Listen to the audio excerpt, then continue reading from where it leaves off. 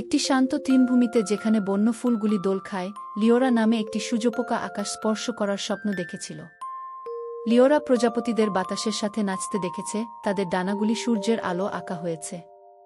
একদিন একটি বৃদ্ধ প্রজাপতি লিওরার পাশে এসে বলে, তোমার ও সময় আসবে, কিন্তু প্রথমে তোমাকে যাত্রায় বিশ্বাস করতে হবে।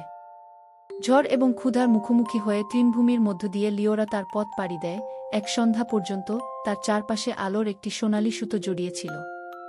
লিওরা নিজেকে পরিবর্তিত অনুভব করল, নিস্তব্ধতা এবং নীরবতায় মোড়ানো। অনেক দিন হয়ে গেল, অবশেষে কোকুন ফাটল। লিওরা তার নতুন ডানা প্রসারিত করার সাথে সাথে সে হাঁফিয়ে উঠল। এমন রঙে চকচক করছে যা লিওরা আগে কখনো দেখেনি, গভীরতম সমুদ্রের মতো নীল, সকালের সূর্যের মতো সোনালি। লিওরা আকাশে উড়ে গেল, প্রথমবারের মতো তার নিচে বাতাস অনুভব করল।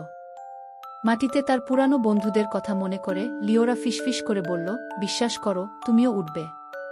তার ডানার প্রতিটি আঘাতে ছোট সোনালি ধুলো তৃণভূমিতে ছড়িয়ে পড়ে এবং শীঘ্রই আরও সূর্যপোকা তাদের নিজস্ব যাত্রা শুরু করে। সেই দিন থেকে যখনই একটি প্রজাপতি বাতাসে নাচত, এটি একটি প্রতিশ্রুতি বহন করেছিল যে ধৈর্য এবং আশা সর্বদা সুন্দর কিছুর দিকে নিয়ে যাবে।